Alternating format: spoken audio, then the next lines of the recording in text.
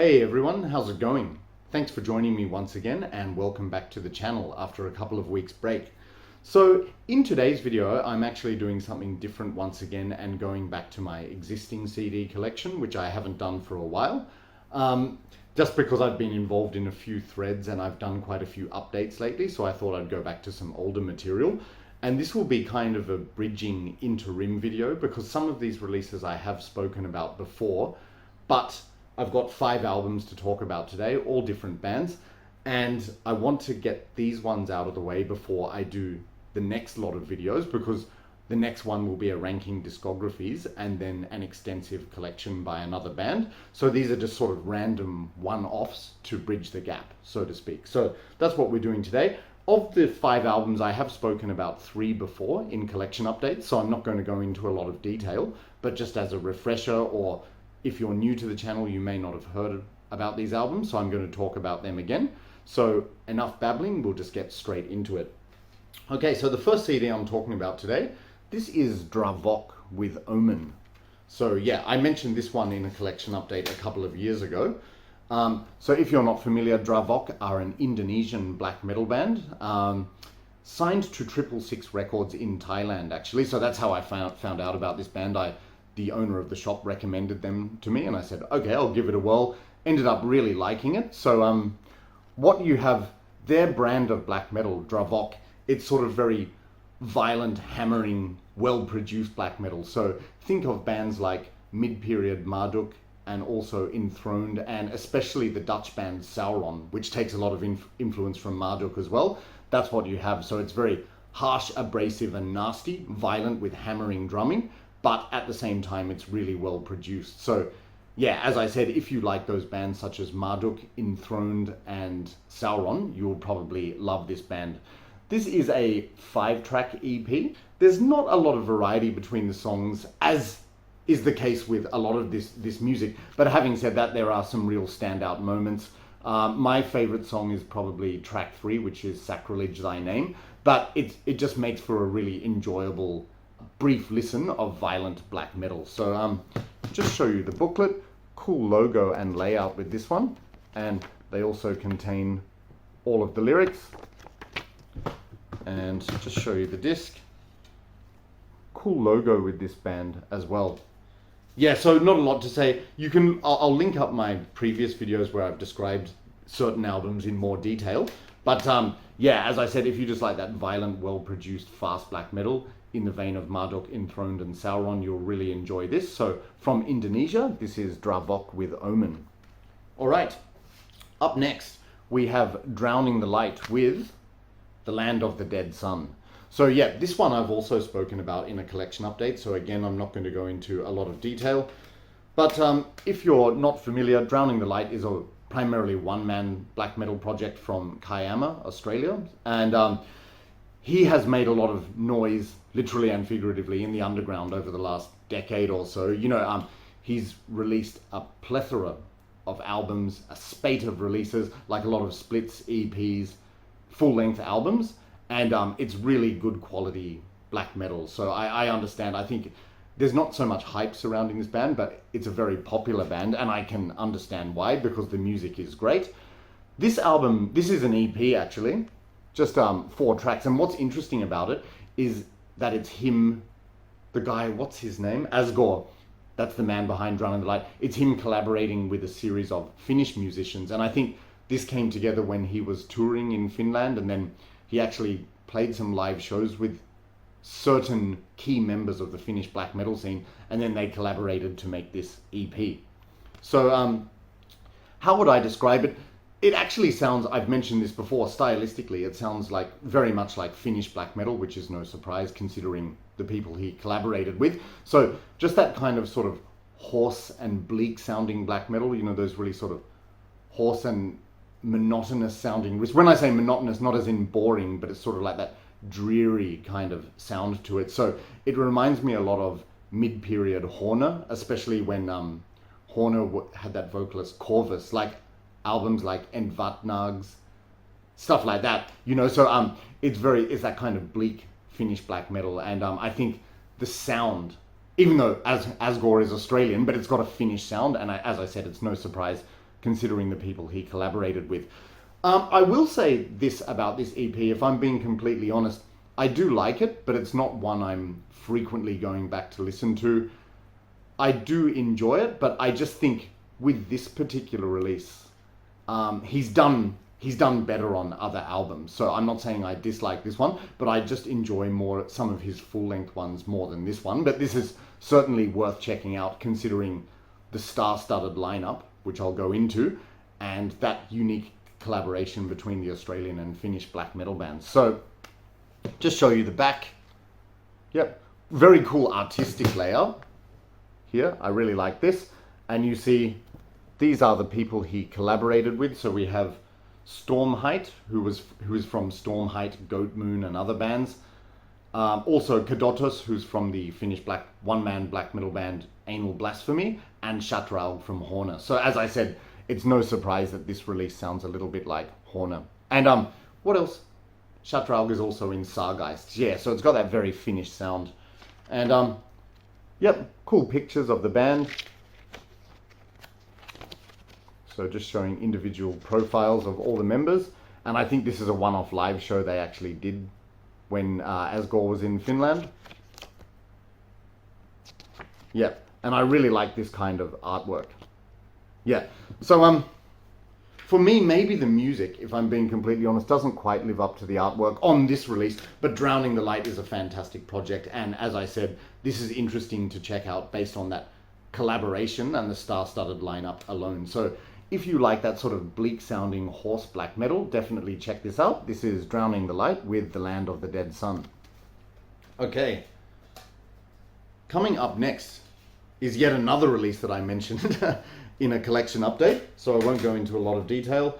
This is Druadan Forest with, I got the title wrong last time, The Lawmaster's Time. So first of all, what a brilliantly striking atmospheric artwork, and as I've mentioned on numerous occasions, I think the music on this album lives up to the artwork, so the atmosphere just fits perfectly. So what you have here, this is quality black metal mixed with elements of dungeon synth to a degree, and it also sounds a bit folky at times, but first and foremost, very spellbinding and enchanting. And the pace on this album, it's mostly quite slow and epic, but very grandiose and majestic. So there's a lot of keyboards, a lot of, chiming bells, that kind of thing. But it just, imagine, it sort of conjures up that concept of, the magic and the spirit of the forest, that kind of thing. So like a combination between, a black metal and fantasy world, but really interesting. And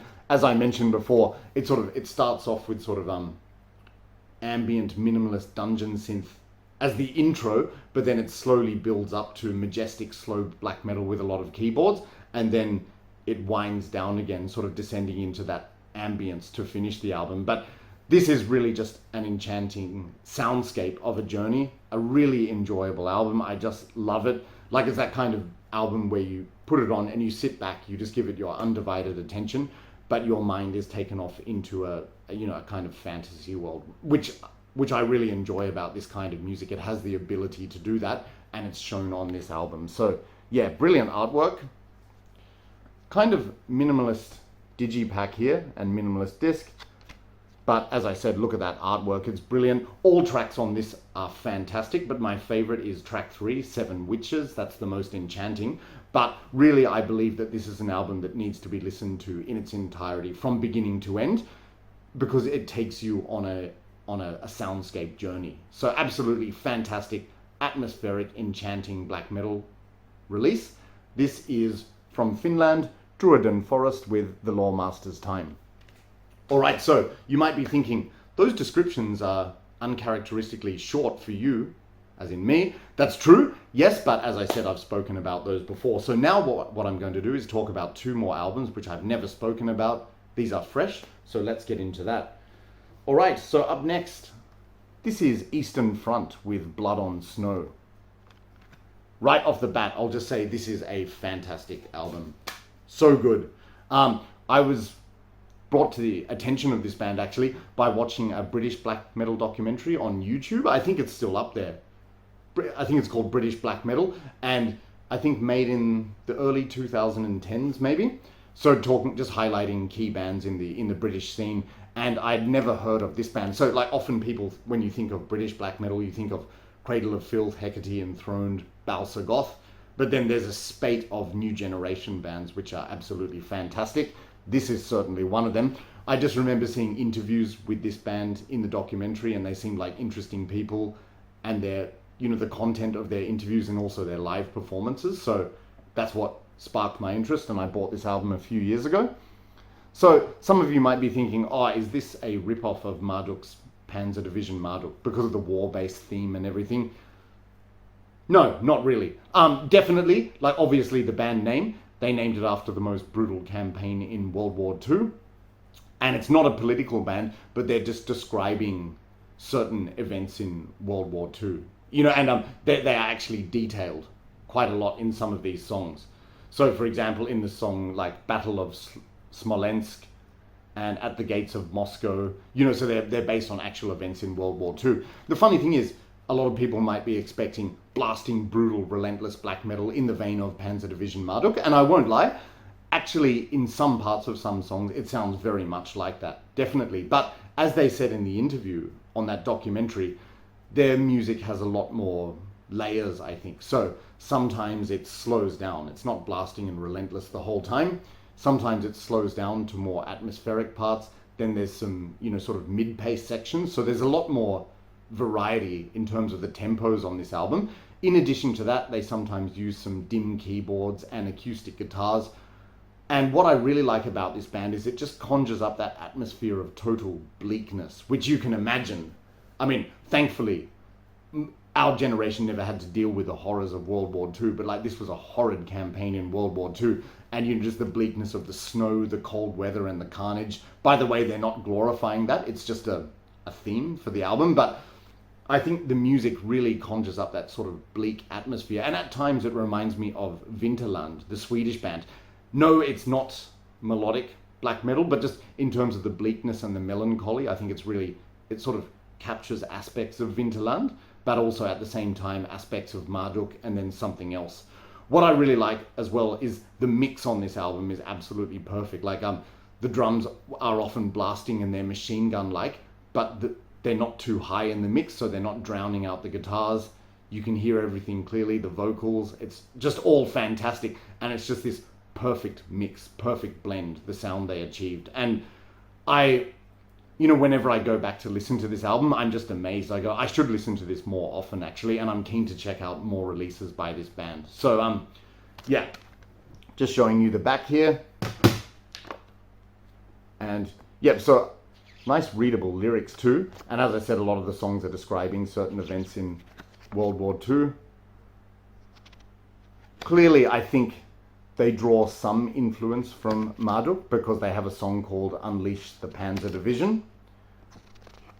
But again, as I said, this is not a political or a fascist band because they've written some songs from the perspective of the Soviets and the Red Army, like Motherland. Yeah, that's talking about the defense of Russia. I think maybe Stalingrad, I'm not sure. But yeah, just talking about certain events in World War II, but with such a great atmosphere. So very interesting listen. How would I describe it in a nutshell? Sort of violent black metal, but there's a lot of layers there. The mix is perfect.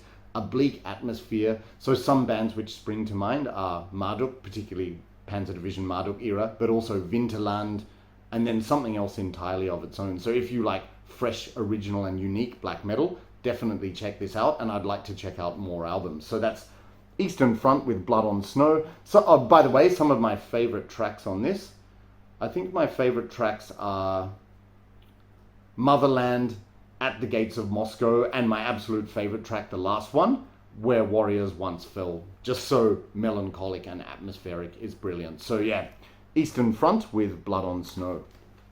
All right, and one more album to talk about today. This is one I've owned for about 20 years, believe it or not. This is ENSIFERUM with their debut self-titled album. Yep, so if you've seen some of my previous videos, you'll know that this is one of my favorite artworks of all time. Just look at that, like the Finnish Viking warrior with the sword and shield on a canoe in the middle of the lake surrounded by Finnish forest. Just awesome.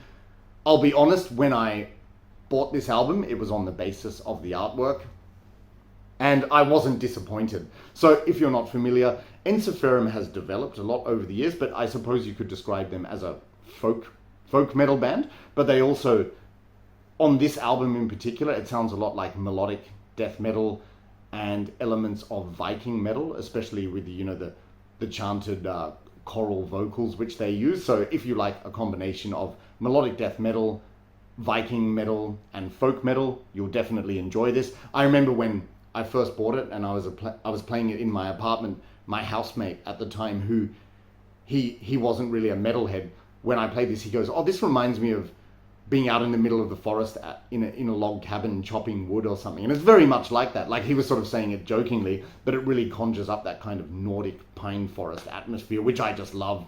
That's no secret, you know. So yeah, absolutely brilliant. It's very high energy music, and there's also a lot of bouncy rhythms, catchy melodies, the raspy vocals, you know, leading it most of the time, melodic guitar solos, but also these are like melodic choral Viking vocals in some songs, and it makes the songs very catchy and anthemic a lot of the time. So I will say this album is about 12 songs. The first half of this album blows me away, and then the second half, it's okay, but it just doesn't do as much for me. So after the tranquil intro, self-titled intro, there's the song Hero in a Dream, which is just fast, melodic, spellbinding melodic death metal, which is great, followed by my favorite track on the album and my favorite ENSIFERUM song of all time, Token of Time. That includes some acoustic guitars, some great anthemic Viking vocals, and so many catchy rhythms and bouncy melodies. It's absolutely fantastic. Token of Time. If you just want one song to reference ENSIFERUM with, check out that song, Token of Time. I actually saw this band at Grass Pop in 2015. They were fantastic, but I was disappointed that they didn't play Token of Time or any songs from this album for that matter. That's a shame, but it was still great to see them. Yep, Guardians of Fate is good. And then Old Man, track 5, also known as Vainonen. Sorry, my Finnish pronunciation there. But yeah, that contains some amazing melodies, which are really just striking and spellbinding, accompanied by bouncy, catchy rhythms. So it's fantastic. And then Little Dreamer is like another song which showcases those sort of atmospheric Viking vocals. So absolutely fantastic. So they're the first 6 tracks, absolutely amazing. But then from track 7, Abandoned, like I said, these songs are still good, except they just don't grab my attention as much as the first half of the album. But the album is worth it for the first half alone. And like the song, the whole album, I should say, is actually just an enjoyable listen, but it's the first half that really kicks my ass. So yeah, I'll just show you the disc. All right, in the back there. So it's got a sort of like goblins and sorcery, enchanting fantasy world vibe to it as well. Pictures of the band here, and it's got this kind of fold out book, all of the lyrics here. Yeah. So, if you like folk metal, melodic death metal, and Viking metal, I would definitely recommend this album. And as I said, even if the second half isn't as strong as the first half, it's worth it for that alone, especially the song Token of Time. That's a masterpiece. I'll never get bored of that song. So, yes, check it out. ENSIFERUM with their self-titled album, ENSIFERUM. Alright guys, so I think that's a record. I've spoken about 5 albums in under 20 minutes. That's a first for me. So, thanks for your patience if you made it through this video. Now, what's coming up next is a ranking discographies. I'm going to talk about my Emperor collection and then also my Enslaved collection. That will not be a ranking discographies because I don't own all albums. Yeah, obviously, ENSIFERUM comes before Emperor in the alphabet, but I was just getting these one-offs out of the way in this video today. So, yeah, I hope you enjoyed the video and thanks a lot for your support. I just want to say, ever since I did a couple of threads, I've had a few new subscribers. So thanks very much, everyone, if you're a new subscriber. And thanks to everyone else for your continued support. I really appreciate it. So I'll be back again soon with the next video. But in the meantime, take care and I'll see you later. Bye.